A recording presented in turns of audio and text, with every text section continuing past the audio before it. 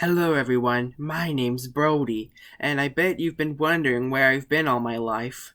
Well, it's just that I think you guys might have gotten bored thanks to my Brody's Learning Adventure series, so I'm going to create a new series. With my new slogan, I'll read them so you don't have to.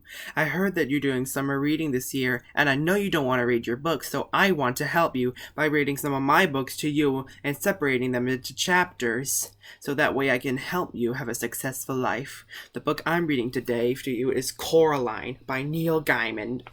Chapter 1. Coraline discovered the door a little while after they moved into the house. It was a very old house. It had an attic under the roof and a cellar under the ground of an overgrown garden with huge old trees in it. Coraline's family didn't own all of the house. It was too big for that. Instead, they owned part of it. There were other people who lived in the old house. Miss Spink and Miss Forcible lived in the flat below Coraline's on the ground floor. They were both old and round, and they lived in their flat with a number of aging Highland Terriers who had names like Hamish and Andrew and Jock. Once upon a time, Miss Spink and Miss Forcible had been actresses, as Miss Spink told Coraline the first time she met her. You see, Caroline, Miss Spink said, getting Coraline's name wrong. Both myself and Miss Forcible were famous actresses in our time. We trod the boards, lovey.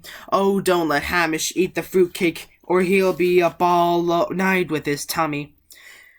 It's Coraline, not Caroline. Coraline, said Coraline. In the flat above Coraline's under the roof was a crazy old man with a big mustache. He told Coraline that he was training a mouse circus. He wouldn't let anyone see it. One day, little Caroline, when they are all ready, everyone in the whole world will see the wonders of my mouse circus. You ask me why you cannot see it now. Is that what you asked me? No, said Coraline quietly. I asked you not to call me Caroline. It's Coraline. The reason you cannot see the mouse circus, said the man upstairs, is that the mice are not yet ready and rehearsed. Also, they refuse to play the songs I have written for them. All the songs I have written for the mice to play go oompa, oompa, but the white mice will only play toodle-oodle like that. I am thinking of trying them on different types of cheeses. Coraline didn't think there really was a mouse circus. She thought the old man was probably making it up. The day after they moved in, Coraline went exploring. She explored the garden. It was a big garden at the very back. It was an old tennis court, but no one in the house played tennis, and the fence around the court had holes in it, and the net had almost rotted away. There was an old rose garden filled with stunted, fly-blown rose bushes. There was a rockery that was all rocks. There was a fairy ring made of squidgy brown toadstools which smelled dreadful if you accidentally trod on them. There was also a well. On the first day Coraline's family moved in, Miss Spink and Miss Forcible made a point of telling Coraline how dangerous the well was, and at the end they warned her to be sure she kept away from it. So Coraline set off to explore for it, so that she knew where it was, to keep away from it. She found it on the third day in an overgrown meadow beside the tennis court, behind a clump of trees, a low brick circle, almost hidden in the high grass. The well had been covered up by wooden boards, to stop anyone falling in. There was a small knothole in one of the boards, and Coraline spent an afternoon dropping pebbles and acorns through the hole, and waiting and counting until she heard the plop as they hit the water far below. Coraline also explored for animals. She found a hedgehog and a snakeskin, but no snake, and a rock that looked like a frog, and a toad that looked just like a rock. There was also a haughty black cat, who sat on walls and tree stumps and watched her, but slipped away if ever she wanted to try to play with it. That was how she spent her first 2 weeks in the house, exploring the garden and the grounds. Her mother made her come back inside for dinner and for lunch, and Coraline had to make sure she dressed up warm before she went out, for it was a very cold summer that year. But go out she did, exploring every day until the day it rained, when Coraline had to stay inside. What should I do? Asked Coraline. Read a book, said her mother. Watch a video. Play with your toys. Go and pester Miss Spink and Miss Forcible or the crazy old man upstairs. No, said Coraline. I don't want to do those things. I want to explore. I don't really mind what you do, said Coraline's mother, as long as you don't make a mess. Coraline went over to the window and watched the rain come down. It wasn't the kind of rain you could go out in. It was the other kind, the kind that threw itself down from the sky and splashed where it landed. It was rain that meant business, and currently its business was turning the garden into a muddy, wet soup. Coraline had watched all the videos. She was bored with her toys, and she'd read all her books. She turned on the television. She went from channel to channel to channel, but there was nothing on but men in suits talking about the stock market and talk shows. Eventually, she found something to watch. It was the last half of a natural history program about something called protective coloration. She watched animals, birds, and insects, which disguised themselves as leaves or twigs or other animals to escape from things that could hurt them. She enjoyed it, but it ended too soon, and was followed by a program about a cake factory.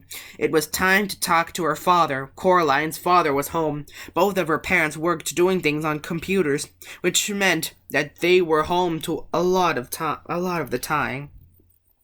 Each of them had their own study. "Hello, Coraline," he said when she came in, without turning round. Said Coraline. "It's raining." "Yep," said her father. "It's bucketing down." "No," said Coraline. "It's just raining. Can I go outside?" "What does your mother say?" "She says you're not going out in weather like that, Coraline Jones." "Then no." "But I want to carry on exploring." "Then explore the flat," suggested her father. "Look, here's a piece of paper and a pen. Count all the doors and windows. List everything blue. Mount an expedition to discover the hot water tank and leave me alone to work." "Can I go into the drawing room?" The drawing room was where the Joneses kept the expensive and uncomfortable furniture Coraline's grandmother had left them when she died. Coraline wasn't allowed in there. Nobody went in there. It was only for best. "If you don't make a mess and you don't touch anything," Coraline considered this carefully. Then she took the paper and pen and went off to explore the inside of the flat.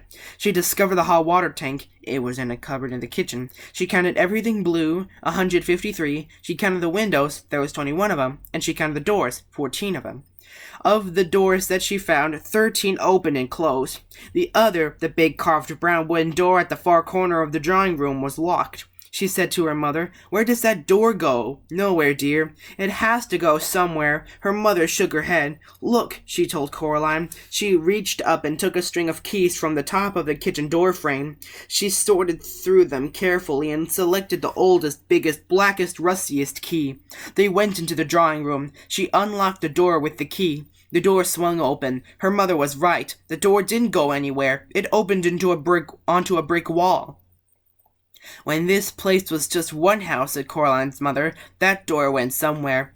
When they turned the house into flats, they simply bricked it up. The other side is the empty flat on the other side of the house, the one that's still for sale." She shut the door and put the string of keys back on top of the kitchen door frame.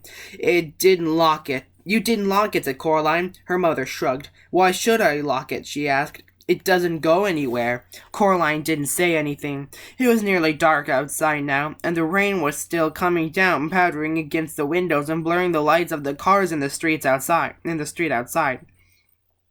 Coraline's father stopped working and made them all dinner. Coraline was disgusted. "Daddy," she said, "you've made a recipe again. It's leek potato stew with a tarragon garnish and melted Gruyere cheese," he admitted. Coraline sighed. Then she went to the freezer and got out some microwave chips and a microwave mini pizza. "You know I don't like recipes," she told her father while her dinner went around and around, and the little red numbers on the microwave oven counted down to 0. "If you tried it, maybe you'd like it," said Coraline's father, but she shook her head. That night Coraline lay awake in the bed. The rain had stopped, and she was almost asleep when something went. She woke up in bed. Something went creak. Coraline got out of bed and looked out down the hall, but saw nothing strange. She walked down the hall. From her parents' bedroom came a low snoring.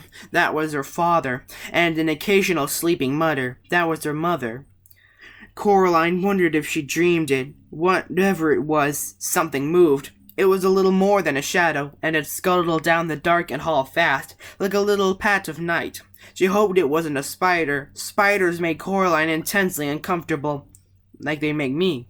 The black shape went into the drawing room, and Coraline followed it a little nervously. The room was dark. The only light came from the hall, and Coraline, who was standing in the doorway, cast a huge and distorted shadow onto the drawing room carpet. She looked like a thin giant woman. Coraline was just wondering whether or not she had to turn on the lights when she saw the black shape edge slowly out from beneath the sofa. It paused, and then dashed silently across the carpet toward the farthest corner of the room. There was no furniture in that corner of the room. Coraline turned on the light. There was nothing in the corner, nothing but the old door that opened in onto the brick wall. She was sure that her mother had shut the door, but now it was ever so slightly open, just a crack. Coraline went over to it and looked in. There was nothing there, just a wall built of red bricks. Coraline closed the old door, turned out the light, and went to bed. She dreamed of black shapes that slid from place to place avoiding the light until they were all gathered together under the moon. Little black shapes with little red eyes and sharp yellow teeth.